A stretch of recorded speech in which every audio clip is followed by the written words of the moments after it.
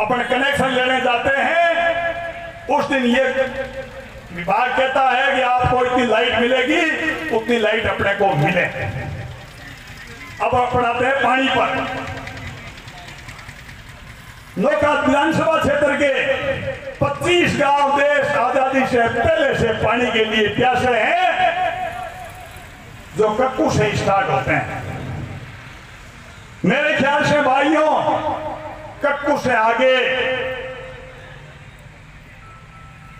उच्च जलाशय पानी की टंकी किसी गांव में आपको नहीं दिखेगी। बागड़ी हॉस्पिटल, बागड़ी धर्मशाला और बागड़ी मंदिर दिखाई देते हैं। मैंने गंगा शहर में शेठ जी के नाम से ऐसा कोई देखा नहीं। उस बात की शेठ जी को पीड़ा हुई और शेठ जी ने गंगा शहर में एक और सवाल समिति के अंदर एक बरात कर बनाया टीएम और मुझे कार्ड भेजा कि उस बिश्नोई को कार्ड देना है कि हम यहाँ फीता काट रहे हैं। उनके सुझाव पर मैंने बनाया। तो भाइयों, नोखा में जो जनता की समस्या हल कर रही है वो बागड़ी की संस्था ने कर रही है, बागड़ी जी की कॉलेज कर रही है, बागड़ी जी की हॉस्पिटल कर रही है। ये सरकार की नहीं है, इसमें बागड़ी लिखा है, आगे हॉस्पिटल पर बागड़ी लिखा हुआ है। और सरकार की ये हालत है कि ये सरकार उन हॉस्पिटलों में जो स्वीकृत डॉक्टरों के पद है वो डॉक्टर देने में सक्षम नहीं है। एक बार ये सारी समस्या पूर्व वक्ता राजा राम जी ने बता दी है। मैं तो आपको एक ये बात कह रहा हूं, मैं सबसे बड़ी बात 2014 से लगातार भारतीय जनता पार्टी भारतवर्ष में उनका सरकार है और हमारे नरेंद्र मोदी जी एक साधारण पुरुष नहीं है, एक सिद्ध पुरुष के रूप में, यानी कि एक अवतार के रूप में और सनातन धर्म को बढ़ावा देने वाले और हमारे सदियों से चल रही उस संस्कृति को जीवित रखने के लिए नरेंद्र मोदी जैसे व्यक्ति हमारे शासक हुए हैं। इस बात की हमें बहुत बड़ा गर्व है। और हिंदुस्तान ने जो प्रगति इन 10 वर्षों में की है, ये हम सब जानते हैं कितनी जोरदार प्रगति की है। आज पूरी दुनिया में सड़कों के जाल को देखो, ये हमारा एक्सप्रेस हाईवे बना है, हमारी दूरी आधी से भी कम हो गई है। जहां जहां पर पूरे हिंदुस्तान में 10 घंटे लगते थे, वहां पर 4 या 5 घंटे लगते हैं मुश्किल से। और हाईवे पे चढ़ने के बाद में वो ऐसा सोच रहा है कि मैं किसी प्लेन से जा रहा हूं। कोई भी हाईवे 1 लाख करोड़, 50,000 करोड़, 25,000 करोड़, इससे कम नहीं है। डीजल और पेट्रोल के लिए हमने काफी हाहाकार मचाया, लेकिन आपको पता होना चाहिए विदेशों से बहुत सस्ता डीजल खरीदा गया और उसका जो बीच का डिफरेंस था उसका आपने तो सोचा भी सरकार खा गई, खा नहीं गई। जो बीच का डिफरेंस था उसमें इस सड़कों पे, रोड पे लगा करके पूरे हिंदुस्तान को हाईवे से जोड़ दिया। अब इसके बाद में हमारे भारत के प्रधानमंत्री की एक बहुत बड़ी योजना अटल बिहारी वाजपेयी ने चलाई थी, पूरी नदियों को हिंदुस्तान से जोड़ना। मैं अर्जुन राम जी से विशेष रूप से प्रार्थना करूंगा कि जिस तरह से आपने सड़कों को पूरे हिंदुस्तान को जोड़ दिया है और कल ही जो 20G का जो सम्मेलन हुआ और दुनिया को चकित कर दिया, दुनिया के अमेरिका और बड़े बड़े ऐसे राष्ट्र थे जो भारत को पिछली पंक्ति में देखते थे, भारत का 15वां या 20वां नंबर आता था।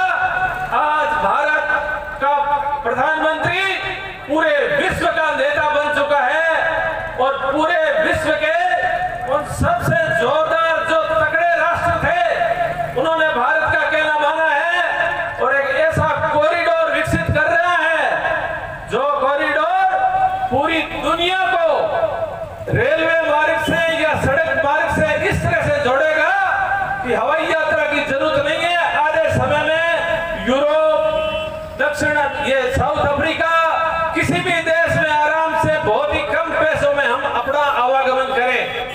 तो इतनी जोरदार मतलब व्यवस्था इस सम्मेलन में हुई है इसको सुनकर कांग्रेस के भी एक वरिष्ठ नेता ने बुरी बुरी प्रशंसा की है। देखो हमारी कितनी शानदार करोड़ों रुपयों की लागत से संसद भवन बनी और कितनी संकीर्ण विचार है कि एक भाई जब कुछ तगड़ा हो जाता है, घर मकान ब्याह शादी थोड़ा तगड़ा करता है, तो जो कमजोर काम नहीं करता वो कहता है मैं तेरी शादी में नहीं आऊंगा। इसी तरह का व्यवहार कांग्रेस ने किया। इतनी बड़ी हमारी संसद भवन के उद्घाटन में कांग्रेस भाग खड़ी हुई। उसको भागना नहीं चाहिए था, उसको आना चाहिए था। क्यों कि ये नरेंद्र मोदी की अकेले की नहीं थी, ये एक अकेले भारतीय जनता पार्टी की नहीं थी, ये संसद अस्मिता थी, पूरे राष्ट्र की अस्मिता थी, उसमें उनको आना चाहिए। तो अब जो प्रधानमंत्री की विशेष रूप से मैं अर्जुन राम जी से, रवि जी बैठे हैं, हमारे भारतीय जनता पार्टी के बड़े बड़े नेता बैठे हैं, भाई अब है जो यदि नदियों से जोड़ दे, सारी नदियों से नहरों से पूरे हिंदुस्तान को जिस तरह से रोड से जोड़ा है इस तरह से जोड़ दे तो एक बहुत बड़ा काम हो जाएगा। और भूखमरी तो क्या है, सबके सब लोगों के स्टैंडर्ड हो जाएगा। राजा राम जी अभी कह रहे हैं कि हमारे यहाँ के लोग बाहर नौकरी करने करके, मैं तो कहता हूँ कि हमारे यहाँ के लोगों की इतनी जोरदार कैपेसिटी हुई है, खेतों में गाँव में 20-20, 50-50 लाख के मकान बना रहे हैं 10 सालों में। 10 सालों में हर आदमी की इतनी जबरदस्त कैपेसिटी हुई है। कांग्रेस सरकार का राज है, लेकिन हमारी कमी है। केंद्र में जिस तरह से मजबूती ने हमारे केंद्रीय मंत्रियों ने, हमारे अर्जुन राम जी ने और जिस तरह से मोदी जी ने केंद्र को संभाला है, इस तरह से यदि हमारे राजस्थान को संभालते तो ये 5 साल कांग्रेस के हाथ में नहीं लगते। हमारा तगड़ा नेता राजस्थान के अंदर जबरदस्त होता तो ये हमारी कमी रही। अभी भी समय है राजस्थान के लिए एक नेता चुनाव से पहले यदि घोषित कर दें तो राजस्थान की 200 में से 190 सीट भारतीय जनता पार्टी की आएगी। ऐसी पूरी संभावना है। कांग्रेस लेकिन वो सारे इन लोगों को क्यों आना पड़ रहा है, इन लोगों को राजनीति में इसलिए आना पड़ रहा है कि जिसको अपन बनाते हैं वो पथभ्रष्ट हो जाता है, जिसको बनाते हैं वो भी गिरता है, जिसको बनाते हैं उसमें तो दिखता नहीं है। इसलिए ये सबसे अच्छी योजना है कांग्रेस सरकार की, वो हॉस्पिटल में दवाइयां धर्मगुरु है, लेकिन वो सांसद ये दवाइयां इन लोगों को क्यों आना पड़ रहा है, ये दवाइयां इन लोगों को राजनीति में इसलिए आना पड़ रहा है कि जिसको अपन बनाते हैं वो पथभ्रष्ट हो जाता है, जिसको बनाते हैं वो भी गिरता है, जुड़े हुए लोग हैं जिसको बनाते हैं उसमें जो दिखता है वो दिखता नहीं है। इसलिए तो ये पूरे 5 साल गाँव में लोग अपना भोजन कर रहे थे, तो 3 महीने में कौन बता दो अमीरा रसोई शुरू करके 3 महीने के अंदर आपने जितनी भी योजना है वो दे करके सारा काम कर दोगे, ये कतई संभव नहीं है। इसीलिए हमारा नेतृत्व यदि जोरदार होगा, आज एक बहुत बड़ी खुश खबर है। आज हमारी ज्योति मिर्दा, एक मिर्दा परिवार जो नागौर का इतना जबरदस्त, तो मोदी जी ने सोचा क्यों नहीं हम ट्रांसपोर्टेशन सिस्टम को सही किया जाए। तो सबसे पहले ये रोडें बनाई और हाईवे बनाए, और इसके कारण से सबसे पहले इफेक्ट अगर कहीं पड़ेगा वो महंगाई पर पड़ेगा, महंगाई कम होगी। साथियों अभी कह रहे थे कि नदी जोड़ो, वाजपेयी जी ने सबसे पहले यही काम शुरू किया था और मोदी जी ने भी यही काम शुरू किया, लेकिन उनको लगा ये थोड़ा पेचीदा काम है। हमारे यहाँ सूचियां बनी हुई है, नदियों को लेके लड़ाई झगड़े, सुप्रीम कोर्ट में केस चल रहे हैं, उनको रोकने के लिए पहले हाईवे बनाए, अब उनको एक एक करके राज्यों के साथ जो झगड़े नदियों के बंटवारे के जल को लेकर आए दिन आपको गंगानगर में किसान धरने पर मिलते हैं कि पंजाब से पानी नहीं मिलता, या जैसे कर्नाटक को केरला में पानी नहीं मिलता या तमिलनाडु में पानी नहीं मिलता, उसको भी निपटा रहे हैं। वो भी ट्रांसपोर्टेशन का। आज हमसे चाइना आगे इसलिए है, वहां चीजें सस्ती इसलिए है क्योंकि उसका ट्रांसपोर्टेशन सबसे बढ़िया है, ट्रांसपोर्टेशन सबसे कम है, 4% पर सबसे कम खर्चा आता है। अगर इस प्रदेश में, इस देश में, भारत में अगर मोदी जी को दोबारा लेकर आएंगे तो ये नदियों जोड़ने वाला काम भी आपके बीच में बहुत जल्दी पूरा हो जाएगा साथियों। देश के प्रधानमंत्री जी ने देश हित में सोचना शुरू कर दिया है। ये जितनी भी सोलर फैक्ट्रियां लग रही है, आपको ध्यान होगा, चाइना से कोई भी इंपोर्ट नहीं करेगा, सारे काम रोक दिए। हम अपने देश में बनाएंगे, हम अपने देश के बेरोजगारों को रोजगार देंगे, हम अपने देश में इंजीनियर पैदा करेंगे और हमारे देश, ये पैसा हमारे देश में रहेगा, हम चाइना को नहीं देंगे। और इस कारण से सोलर के जितने भी प्रोजेक्ट आने वाले हैं उसमें जो पत्तियां जो लगती है पिलर, वो सारे भारत में बनने वाले उनकी फैक्ट्रियां लग चुकी है और 8 और 10 महीने के बीच में आपके सामने भारत सबसे बड़ा उत्पादक देश हो जाएगा। ये देश में सोच चाहिए, परिवर्तन चाहिए। कांग्रेस वाले कहते हैं साहब हमने कुछ किया, अरे भाई क्या किया? एक हॉस्पिटल बना, एक कॉलेज बना, कितने कॉलेज थे 2014 से पहले राजस्थान में मेडिकल के? 5, 2-3 प्राइवेट। आज प्रत्येक जिले में मेडिकल कॉलेज खुल गया है। इससे किसको फायदा होगा? हम सबको। हमारे पास डॉक्टर अधिक आएंगे तो जितनी हॉस्पिटलें खुली है उसमें डॉक्टर लगेंगे, अरे डॉक्टर लगेंगे तो इलाज हमारा होगा। ये देश के प्रधानमंत्री जी की है। आपने IIM बढ़ाए हमने मान लिए, लेकिन कितने बढ़ाए और कितने साल में बढ़ाए? जो गति देश के प्रधानमंत्री जी की है काम करने की, वो गति उनकी नहीं थी, ना उनकी सोच है। इसीलिए ये जो परिवर्तन यात्रा आ रही है, राजस्थान में तो अभी एक बहुत बड़ा घोटाला किया है। मैं आपको थोड़ी जानकारी और दे देता हूँ। हमारे जो बच्चे पढ़ रहे हैं उनके साथ कितना बड़ा खिलवाड़ कर रहे हैं लोग।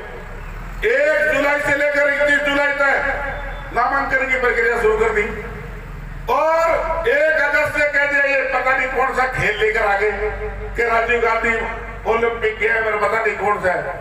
और उस गेम का फायदा क्या है? उस गेम से हमको क्या मिलने वाला है? हमारे बच्चों को क्या मिलने वाला है? केवल एक टी-शर्ट। आपने 1 महीने की पढ़ाई, लगभग 1 महीने की पढ़ाई हमारे बच्चों की खराब कर दी है। उसका खामियाजा भुगतान कौन करेगा? कब पढ़ेंगे हमारे बच्चे? कब एग्जाम देंगे? कब वो होशियार बनेंगे? कब वो इंजीनियर बनेंगे? कब वो डॉक्टर बनेंगे? ऐसी कोई सोच इस सरकार की नहीं है। इस सरकार की तो एक ही सोच है, किसी भी तरह में अपना टाइम पास कर लो। क्योंकि उन्होंने 4 साल तो आचार संहिता में खराब कर दिए। पूरे 4 साल आचार संहिता लगाते रहे। कभी नगर निगम बना रहे, कभी परिसीमन कर रहे हैं, कभी पंचायत समितियां बना रहे हैं, कभी ग्राम पंचायतें बना रहे हैं, कभी जिला परिषद के चुनाव करा रहे हैं, कभी पंचायत समितियों के चुनाव करा रहे हैं, कभी सरपंचों के चुनाव करवा रहे हैं। लगातार चुनाव में हमको सबको बिजी रखा और बाद में थोड़ा सा समय मिला तो सचिन पायलट को बहाना बना के और खुद जाकर 5 स्टार होटल में बैठ गए। 1.5 साल यही कहते रहे सचिन पायलट हमारी सरकार गिरा रहा है। अरे बेटी राम बाप थारो अध्यक्ष, थारो उप मुख्यमंत्री, थारो सब कुछ, और क्या सरकार गिरा है? कठोर सरकार गिरा रही है। लेकिन किसी न किसी बहाने से उनको कोई काम नहीं करता, झूठ बोलना, और झूठ बोल के 4.5-5 साल तो निकाल लिए। अब 2 महीना 3 महीने बचना है। ये झूठी झांसा में अपन लोगों ने, और जो परिवर्तन हमें करना है वो हम सब लोग मिलकर पूरे राजस्थान में परिवर्तन करेंगे। और मोदी जी जैसा कोई योगी, कोई पढ़ा लिखा, कोई विद्वान अगर राजस्थान का मुख्यमंत्री बनेगा तो राजस्थान का भी भला होगा और विकास होगा। रूप से सेवा करेंगे और राजस्थान में जो आने वाले समय पर जो राजस्थान की जनता की सरकार बनने वाली है, भारतीय जनता पार्टी की जो सरकार आप सब बनाने वाले हैं, उस सरकार के 2 ही देह होंगे। राजस्थान में विकास ही जिसकी प्राथमिकता होगी और कानून का ही राज राजस्थान में होगा। विश्व का और कांग्रेस का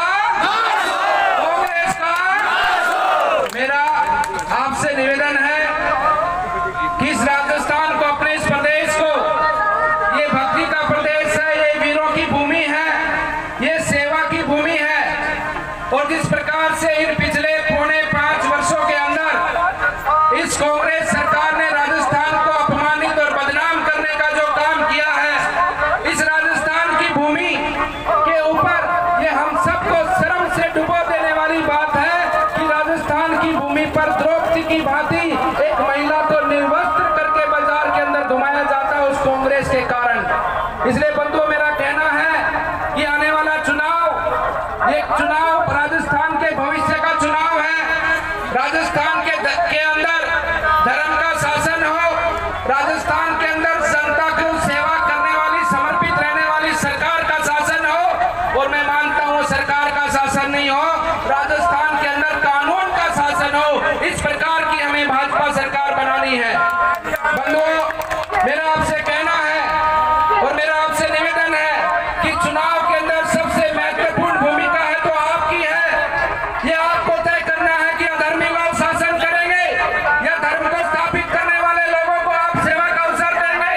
ये आपको तय करना है कि राजस्थान का आने वाला भविष्य, राजस्थान में आने वाले हमारे युवा पीढ़ियों का भविष्य और राजस्थान की माताओं बहनों की रक्षा सुरक्षा का जिम्मेदारी आप इन अधर्मी लोगों को देंगे या सत्ता के अंदर जो सेवा भावना से इस राजनीति के अंदर सेवा के दायित्व के माध्यम से आए हैं, ऐसी भारतीय जनता पार्टी को दोगे। क्योंकि राजस्थान की आने वाला भविष्य ये दोष हम सबको देगा, ये युवा साथी हम सबको देंगे। आज के बच्चे आज से 25 साल बाद हमको दोष देंगे कि आपने राजस्थान की सत्ता चुनी थी और ऐसी कांग्रेस की सत्ता के कारण राजस्थान आज पिछड़ा प्रदेश जाना जाता है, राजस्थान आज बलात्कारी प्रदेश जाना जाता है, राजस्थान आज भ्रष्टाचारी प्रदेश जाना जाता है। इसलिए बंधुओं, मेरा निवेदन, प्रदेश की सेवा करने का आप हम सबको मौका दे। इतना निवेदन करते हुए